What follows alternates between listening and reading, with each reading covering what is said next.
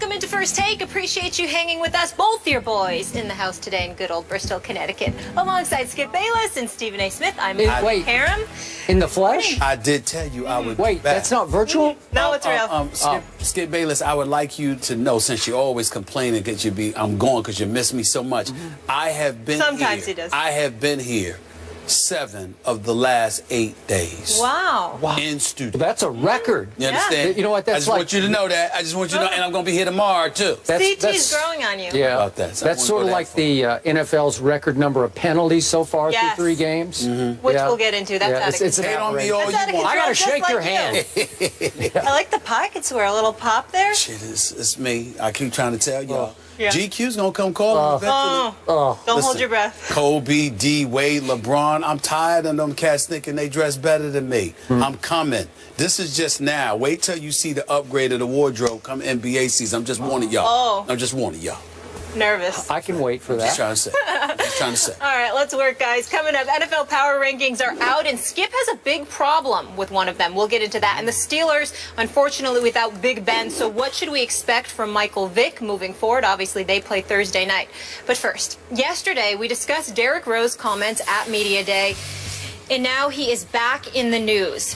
Unfortunately, due to injury, Rose was struck in the face by an elbow during Tuesday's practice. He was taken by the Bulls medical staff to Rush University Medical Center for testing and evaluation, which determined he sustained a left orbital fracture. After consultation with several specialists, it has been determined that he will require a surgical procedure, which will take place tomorrow at Rush. Now, after the procedure, a timetable for return to play will be determined. Stephen A., what is your reaction to all this? The man's been in the news all week. Skip Bayless, I am not laughing in any way because this man is injured, because I think the NBA is great when Derrick Rose is healthy and therefore great. Please don't get me wrong. Remember last year, he was my candidate for either comeback player of the year or league MVP or both because of what I knew he could bring. But I can't even put into words how floored I was last night when I'm sitting there and I'm driving home and the news came down that Derrick Rose, I'm talking about fresh off our discussion yesterday about him and how he needs to make sure that he stops saying the things that he says, looking forward to his contract from 2 years from now, only playing 32% of the season over the last 4 years, playing 100 out of 312 games. He needs to keep quiet. And then in the midst of him saying all of that, or in the immediate aftermath of it, the very first practice after media day, this dude fractures his orbital bone in his left eye. I could not believe what I read. I said, you can't make this up. You just can't make this up. And here's what it comes down to. He obviously is going to miss additional games. But to make matters worse, could y'all do me a favor, please? The one and only Sarah Spain for ESPN. She works in Chicago. She works for ESPNW, outstanding columnist. She does good work for us on ESPN Radio here. She's based out of Chicago. She's there all the time. Listen to what this lovely lady had to say about Derrick Rose's injury. Could you play that for our audience, please? Coming up to our last straw here, where we're having trouble defending him, not just because of the latest injury, which by all accounts is a total accident and not his fault in any way, and you got to feel bad for him for it, but because it just adds on to this pile that's getting bigger and bigger of just, okay, enough now, especially from a guy who just gave us some really bad optics, talking about free agency 2 years in advance when he just made $280 million a couple years ago between his NBA and his Adidas. So, I mean, the patience is running so thin here in Chicago for our hometown boy. Could be out anywhere from 5 to 28 games, but with Derrick Rose, could be all season. Who knows? You know, he wants to have his orbital bone looking just right when he goes to his son's graduation in 18 years. There you go. Because that last line was all I was looking for. They didn't need to play the tape that long, but that's beside the point. I was just looking for the last. You should have instructed them. I did instruct them, but that's okay. I didn't know that was coming. That was a nice surprise. I was looking for the last line. And the last line is what she said best. It could be anywhere from 5 to 28 games, but with Derrick Rose, it could be the entire season because obviously he wanted to make sure his eye's okay for his son's graduation 18 years from now. That was Sarah Spain saying that. But there is there's no question that that mirrors what Chicago feels about him right now. At this juncture, here's the point that I made yesterday, Skip.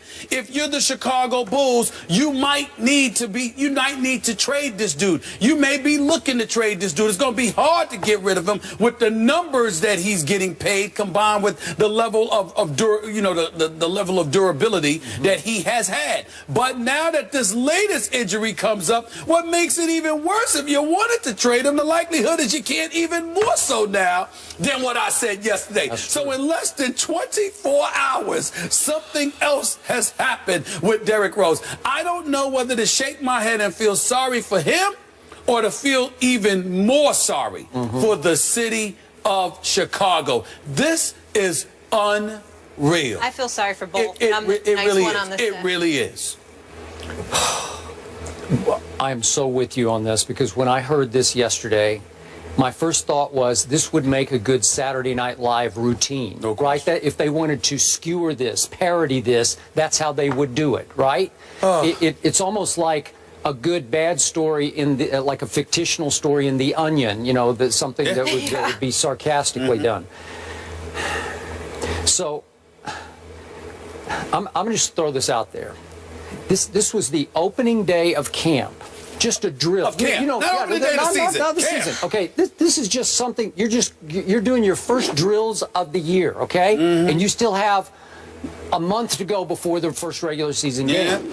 And you take an elbow to the face, okay? It wasn't, fortunately, a knee. It wasn't an Achilles tendon. It wasn't anything terrible. And speaking of sound bites, I'm not going to call for this, but our Michael Wilbon, who grew up in the city of Chicago, who loves him some Derrick Rose. Yes, he does. He was on 6 o'clock Sports Center by cell phone, just a quick chime in on this. And he said he's not worried about it because it wasn't in the top 5 of Derrick Rose injuries. This doesn't even make the top 5, right? Right. Okay, so he's saying, well, he'll be back pretty soon, even if he has to wear a mask. It was interesting to me that Taj Gibson, and I think we would both agree, he's a tough guy. He's a tough guy. Right? Yes, he is. He did not shy away from indicating that it was probably his elbow that caught D. Rose in the face.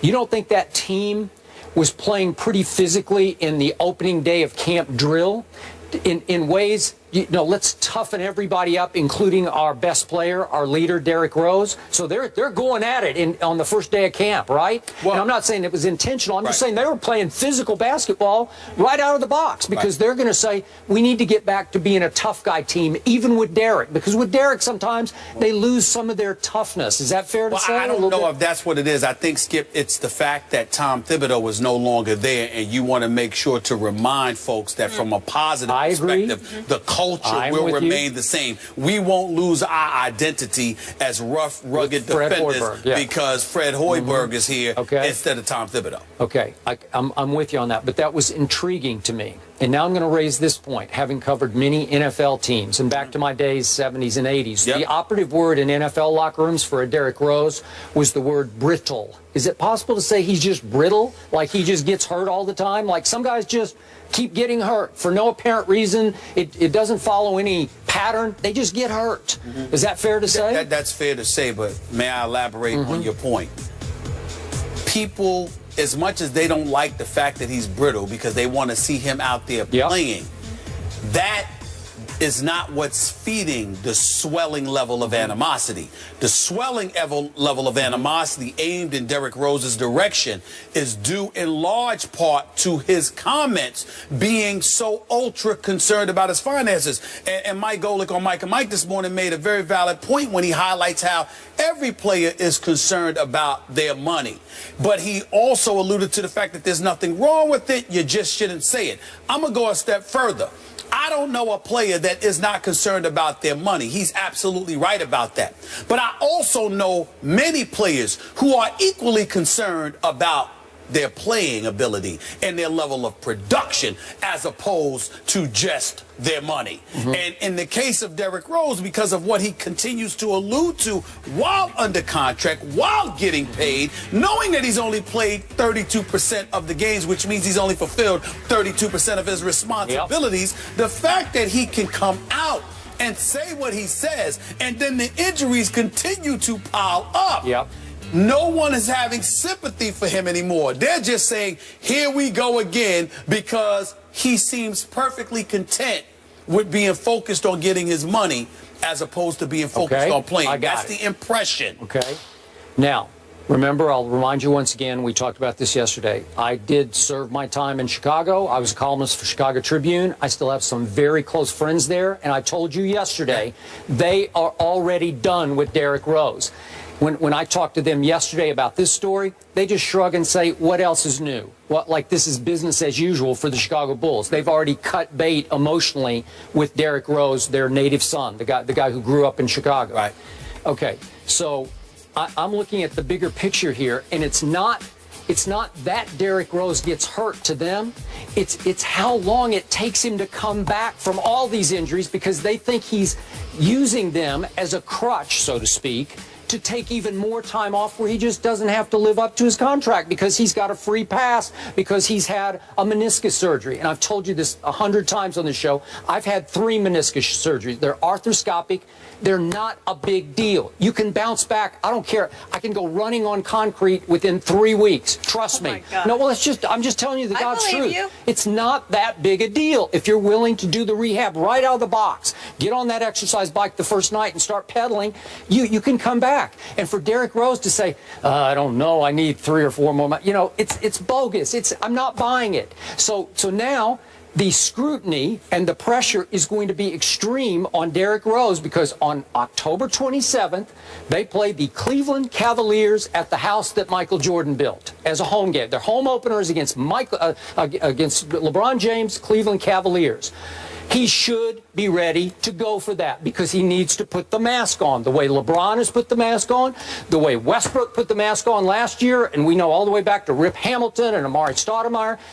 Lots of very good players have worn masks for entire seasons. Some of them, like Rip, decided he couldn't go without his mask, so he wore it even though he was completely healed. So I want to see Derrick Rose, as do Bulls fans, Derrick Rose in a mask on October 27th on opening night. Is that fair? That is more than fair. I'm not going to sit there. I think it's more than fair, assuming he can play. And obviously, you can put the mask on. You can go out there and play. If the doctors clear him to play, you can do that. Let me say this to you.